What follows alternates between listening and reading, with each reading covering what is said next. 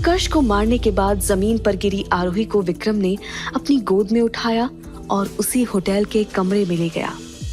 क्या अनन्या और विक्रम की एंगेजमेंट हो जाएगी? क्या आरोही विक्रम के कहने पर अपना बच्चा गिरा देगी? क्या माँ को लेकर भाग जाएगी आरोही? क्या होगी उस एंगेजमेंट वाली अंगूठी की असली कीमत, जिसे किसी की खरीदने की औकात नहीं है? इज्जत कमाने में तो इंसान की पूरी जिंदगी निकल जाती है, लेकिन इज्जत गंवाने में एक पल भी नहीं लगता। क्या होगा तब जब पता चलेगा सबको आरोही की प्रेगनेंसी के बारे में?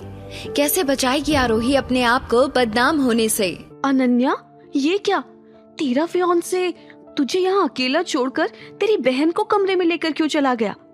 विक्रम और आरोही के वहां से जाते ही अनन्या की एक आंटी ने अनन्या को ताना मारते हुए कहा। ये सुनकर अनन्या का गुस्सा 7वें आसमान पर चला गया।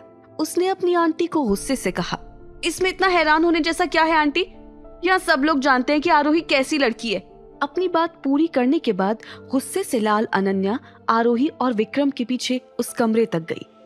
उसने देखा कि उसका बॉयफ्रेंड राजवीर आरोही का बहुत ध्यान रख रहा था।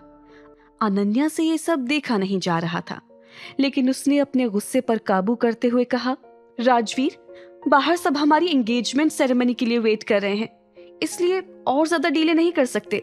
अनन्या की बात सुनते ही विक्रम उठा और अनन्या की तरफ देखे बिना ही आरोही से बोला, जब तक तुम्हारी तबीयत ठीक न लगे तुम यहाँ से मत हिलना, मैं थोड़ी देर में वापस आता हूँ। विक्रम के मुंह से ऐसी बातें सुनकर आरोही हैरान थी, क्योंकि आज तक हमेशा उसने विक्रम का गर्म मिजाज ही देखा था। अपनी बात कहने के बाद विक्रम अनन्या के साथ कमरे से बाहर आ गया। आरोही की नजरें भी अनन्या पर थी, लेकिन उसका ध्यान इस बात पर था कि आज विक्रम और अनन्या की एंगेजमेंट हो जाएगी। आरोही ने वहां से वापस चले जाना ही ठीक समझा। रॉयल पैलेस होटल से बाहर निकली और सामने के एक रेस्टोरेंट में चली गई।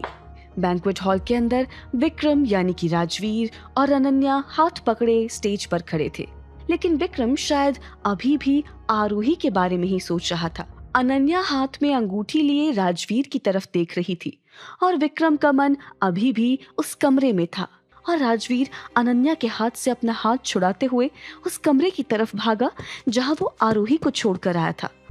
आरोही को वहां ना देखकर विक्रम परेशान हो गया। उसी कमरे के पास से एक वेटर गुजर रहा था। विक्रम ने जब उससे आरोही के लिए पूछा तो उसने बताया कि मैडम तो अभी थोड़ी देर पहले ही होटल से निकल गई। तो विक्रम को लगा आरोही घर ही गई होगी, इसलिए वो सीधा घर चला गया। लेकिन आरोही रेस्टोरेंट में विंडो के पास बैठी बाहर ही देख रही थी। आरोही ने अनन्या को कॉल किया। आरोही का कॉल आता देख अनन्या ने कॉल पिक किया और ताना मारते हुए आरोही से बोली, मेरी लाइफ का सबसे बड़ा कांटा हो तुम। तुम्हारी वजह से आज मेरी एंगेजमेंट खराब हो गई। तुम चली क्यों नहीं जाती मेरी जिंदगी से?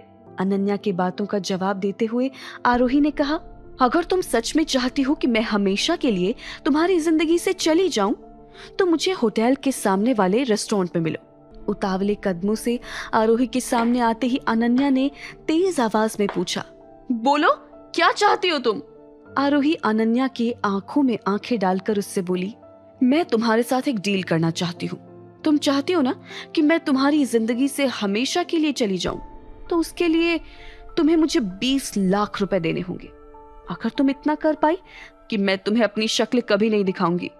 आरोही की बात सुनकर अनन्या जोर जोर से हंसने लगी और बोली, तुम्हें क्या लगा जिस तरह लड़के तुम्हारी बातों में आ जाते हैं मैं भी आ जाऊंगी?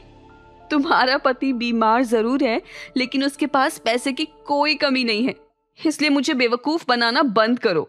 अनन्या की बात सुनकर आरोही ने कहा, मैं तुम्हारी इन फालतू बातों का जवाब देना जरूरी नहीं समझती, लेकिन मैं तुम्हें इतना वादा करती हूँ कि अगर तुम इस डील के लिए तैयार हो गई तो मैं भी अपनी बातों से पीछे नहीं हटूंगी। अनन्या ने आरोही से कहा, ठीक है, मैं तुम्हें तुम्हारे अकाउंट में अभी आधे पैसे भेजूंगी। एक बार जब तुम सच में इस शहर को छोड़कर चली जाओगी तो मैं बाकी के पैसे भी तुम्हें भेज दूंगी। अनन्या की बात को सुनकर आरोही ने अनन्या से कहा, ओके, डील डन। आरोही की इतनी सी बात सुनकर अनन्या रेस्टोरेंट से बाहर निकल गई। कुछ ही मिनट बाद आरोही के मोबाइल पर उसके अकाउंट में 10 लाख रुपए ट्रांसफर होने का मैसेज आया, जो कि अनन्या ने भेजे थे। आरोही ने अपने फोन पर उस मैसेज को देखकर खुद से बातें करते हुए कहा, मेरा बच्चा जब बड़ा हो जाएगा तब मैं वापस आऊंगी तुमसे अपना बदला लेने। इतना बोलती हुई आरोही रेस्टोरेंट से घर चली गई। घर जाते ही उसने देखा कि घर के गेट के पास ही व्हील चेयर पर विक्रम बैठा हुआ था। विक्रम ने आरोही से बड़े आराम से पूछा, क्या तुम्हारे पैर में अभी भी दर्द है? विक्रम, जो हमेशा गुस्से में रहता था और सबसे रूडली बात करता था, उसे ऐसे बात करता देख आरोही थोड़ी हैरान हो गई। आरोही एंगेजमेंट की बात से पहले से ही दुखी थी, इसलिए उसने थोड़ा दुखी आवाज में विक्रम से कहा, आज आपकी एंगेजमेंट हो गई है, इसलिए अच्छा होगा कि आप अपने फियांसे के बारे में सोचें। इतना बोलकर आरोही अपने कमरे की तरफ चली गई। आरोही सीधा अपने कमरे में गई। उसने सोचा ज्यादा सामान लेने से विक्रम को उस पर शक हो जाएगा, इसलिए उसने अपने पर्स में अपने आइडेंटिटी कार्ड्स रखे और अपनी मां को लेकर वहां से निकल गई। विक्रम अभी भी घर के दरवाजे के पास व्हील चेयर पर बैठा हुआ था। आरोही के मेन डोर के पास पहुंचते ही विक्रम ने आरोही से पूछा, कहाँ जा रही हो, वो भी अपनी मां के साथ? विक्रम के सवाल से आरोही डर गई, लेकिन वो किसी भी हालत में विक्रम को ये नहीं बता सकती थी कि वो कहाँ जा रही है। मैं और मेरी माँ बहुत दिनों से शॉपिंग पर नहीं गए हैं, इसलिए सोचा थोड़ी शॉपिंग कराएं, इस बहाने माँ को थोड़ा चेंज भी मिल जाएगा। आरोही की बात सुनते ही विक्रम ने अपनी जेब से एक डेबिट कार्ड निकाला और उसका पिन नंबर आरोही को बताते हुए बोला, तुम्हें जो भी चाहिए होगा तुम इस कार्ड से ले सकती हो। आज से ये कार्ड तुम अपने ही पास रखो, अपनी जरूरत के हिसाब से यूज करती रहना।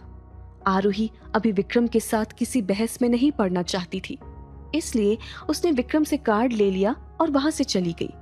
आरोही अपने साथ विक्रम की कोई भी चीज नहीं ले जाना चाहती थी, इसलिए रिंग और कार्ड सिक्योरिटी गार्ड को देते हुए आरोही और उसकी माँ मेन गेट से बाहर निकल गई। क्या आरोही सच में विक्रम की जिंदगी से चली जाएगी? अब तो आरोही ने वो रिंग भी निकाल दी थी। उसके जाने के बाद कैसे पता लगाएगा विक्रम उसके बारे में? आरोही का ये फैसला उन दोनों की जिंदगी में कौन सा नया मोड़ लेकर आएगा? जानने के लिए सुनिए इस कहानी का अगला एपिसोड सिर्फ पॉकेट FM ऐप पर।